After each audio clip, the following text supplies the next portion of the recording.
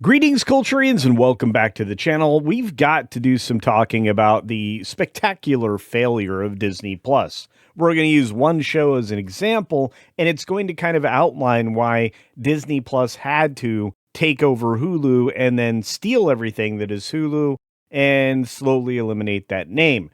Because Iger's Disney Plus was a miserable failure, and every move they made was the wrong one, including Marvel and Star Wars as part of the major offerings. It was too expensive, it took too much time, and it took away from the films. The value proposal was what screwed it all up. But we need to get into that. So here we go. Wonder Fail is right. As terrible Wonder Man ratings show, Marvel's audience, well, Disney Plus audience has vanished. I think the audience for Disney Plus has vanished, but we're going to use this as our example, courtesy of an article over on That Park Place by Marvin Montanaro. But before we get started, just a real quick reminder, I'm trying to get to 50K and we're closing in on it fast because of each and every one of you. So if you're here for the first time or for the 1000th time, please double check you're still subscribed to the channel. Click on the little red button if you're not, turn it gray, and then hit that bell icon and turn on all notifications. I would truly appreciate it. I'll say thank you now and ask you just one more thing. Please hit the thumbs up button. Now let's jump in to the story. Newly released Wonder Man ratings data paints a troubling picture for Marvel Studios' Disney Plus ambitions, and it suggests the once unstoppable MCU television machine may have fully lost its grip on the mainstream audiences. Let me just save some time here and say, all of Disney Plus is losing their grip on a mainstream audience. Nobody's jumping into this, and there are a lot of reasons why. Mostly because the material it feels undercooked. It's not presented in the highest possible light. A lot of people had higher expectations when it came to streaming shows because they'd been set up for that because of the premium streaming efforts of something like HBO or the occasional home run that Netflix hit and the every once in a while thing that Prime might do. But for the most part, what we were getting was subpar. It didn't even qualify for network television release, and it's also in, well, less supply. They really did drop the number of episodes because they lacked the ability to have something that's a film translate well to television, and that was probably most likely the downfall. Regardless, according to viewership tracking firm Luminate, Wonder Man generated 549.6 million minutes watched in the first 10 days on Disney Plus. Now, on paper, that might not look disastrous, but context tells a different story, and a far more concerning story at that. Despite arriving with all 8 episodes available immediately, the binge model style, which has never worked out well, Wonder Man underperformed compared to several earlier Marvel shows that released with far fewer episodes at launch. And that was the old model. This is the new.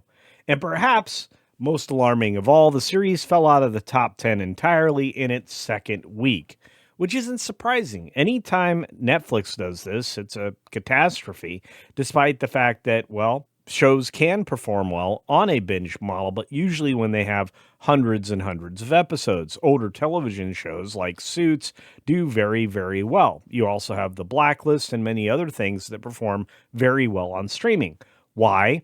Hundreds of episodes. The binge model works, and people will go back and rewatch the things that they enjoy.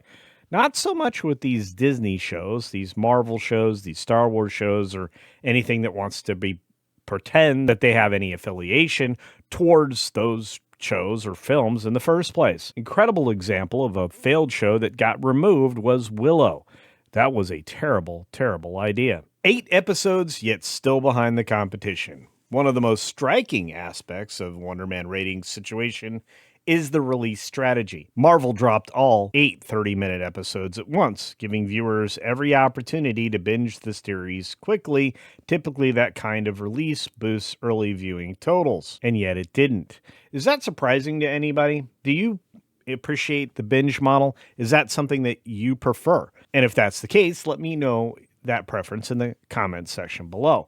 But this is the kind of model that only works if you have more than 8 episodes, in my opinion. If you have, let's say, 18 episodes, you're going to perform better. If you have 24 episodes, that's going to be even better because there's more there. And you get, if you have a good hook, an investment early on that keeps the viewers throughout the entire series. I'm not sure Wonder Man is getting that. In fact, even the trailer seems to have a point where the viewership drops off. A lot of people don't finish the trailer, and that's never a good sign. So, according to the article, instead, the opposite appears to have happened. For comparison, Wonder Man at 549.6 million minutes in the first 10 days with 8 episodes available. You had Agatha All Along with 377 million minutes in the first 9 days, only 3 episodes available, which is, well, a better example of what you can do with a little more effort. Daredevil Born Again, 629.4 million minutes in the first 10 days, 3 episodes, even better. And then finally, Ironheart at 526 million minutes in a 3-episode premiere, which should tell you a lot because that show was awful. Echo is a strangeness, dropped 5 episodes and ended up with 731 million minutes, and that was also terrible.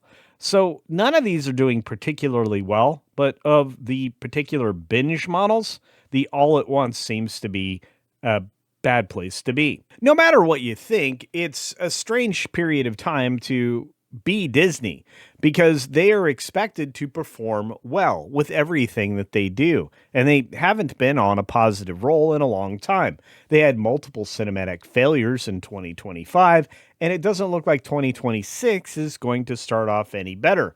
2025 had a nice couple of saves at the very end with Avatar, Fire and Ash, and, well, the other animated films, Zootopia 2. But largely the studio was just hemorrhaging money. And that didn't really bail them out of all the trouble that they're getting into with every other thing they produce, including the streaming television model. Agatha All Along was widely criticized online during its rollout, yet it remained competitive despite offering far less total content at launch. In other words, viewers had more than double the available runtime with Wonder Man, but engagement didn't scale accordingly. And look, I think that largely was because this is an unknown character and it's also a racially switched character, which might have frustrated some actual fans of the comic. Not that there were many. The 2-week 2-drop is the real red flag, and this is absolutely true. If the opening numbers were merely soft, Marvel might have room to spin the narrative. Well, there's not a lot of room here. The story becomes genuinely concerning when you look at the overall second week performance, which was, well, tiny, which is a big problem for Disney. They get a lot of tiny performances, and that's usually where you also see the failure in their films, with the cinematic releases usually falling off in a catastrophic way. The show dropped out of Luminate's top 10 entirely during its second tracking week, and that means it fell below the roughly 287.8 million minutes watched for that period, the threshold needed to remain in the list at all. And again, this is reasonable. It gives you a point of reference if you're looking at where success comes from and for how long it lasts. For a brand new Marvel Studios series, disappearing that quickly is highly unusual compared to the franchise's earlier days on Disney Minus. The Disney Minus era dominance was obviously because of a lot of early entries from a very excited exit of Endgame into a MCU that would develop simultaneously both cinematically and as a television product. Television product soon was identified as a problem point for Disney, and eventually even Marvel Studios kind of pointed that out. But historically, MCU shows tend to build momentum week to week. That pattern now appears to have fully broken, and I don't think the binge model helped it very much. The bigger trend here is the MCU, at least in the TV world, may have peaked years ago, and the broader context makes the situation even more sobering. Nielsen's historical data suggests Marvel's Disney Minus performance peaked back in 2021 with the early wave of shows like Loki, WandaVision, and Hawkeye. Since then, most entries have struggled to replicate the initial excitement. And honestly, a lot of that quote unquote early excitement was the fact that people had not yet caught on to the bait and switch fest they were about to be, well, inundated with. They didn't realize that a lot of these shows were there to introduce a lot of new concepts and a lot of new politics and characters that you weren't going to be invested in. And then they were going to try to transition that to the cinematic world, building up things like the new Avengers and other, well, fantastic comic failures, but that's an entirely different conversation. When you take a look at the shows that have launched recently, well, they show a very distinct pattern. Recent launches have shown that lower premiere minutes, less sustained chart presence, and faster drop offs after release is going to be commonplace now. Wonder Man appears to fit squarely into that downward trajectory, even though the show itself reportedly earned strong reactions from critics and many viewers who did tune in, which, again, weren't that many. Suffice it to say, the show had little reach. Very weak reach, as is described here.